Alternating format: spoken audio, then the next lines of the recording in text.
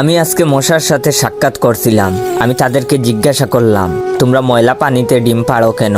মশা বলল, কারণ ভালো পানিতে ডিম পারলে মানুষ সিদ্ধ করে খেয়ে নিতে পারে। আমি তাদেরকে জিজ্ঞাসা করলাম, মশার কোয়েলে তোমরা মরো না কেন? মশা বলল, আমরা যদি মরে যাই তাহলে কোয়েলের ফ্যাক্টরি বন্ধ হয়ে যাবে। আমি আবারও তাদেরকে প্রশ্ন করলাম, তোমরা মানুষের কানের কাছে এসে জ্ঞান জ্ঞান করো কেন? মশা বলল, কারণ মানুষের পায়ের কাছে কিংবা অন্য কোথায় জ্ঞান জ্ঞান করলে মানুষ শুনতে পায় না, তাই। আমি তাদেরকে জিজ্ঞাসা করলাম, আমি শুনেছি পুরুষ মশারা নাকি রক্ত খায় না, তাহলে ওরা কি খায়? মশা বলল, পুরুষ মশারা শুধু বউয়ের বোকা খায়। আমি বললাম, মশারা কামড়ালে মানুষের ডেঙ্গু হয় কেন? মশা বলল, মশারা কি শুধু মানুষের রক্ত নিয়েই যাবে? ওদের কিছু দিবে না। মশারা এত স্বার্থপর নয়, তাই মানুষকে ডেঙ্গু উপহার দিয়ে যায়।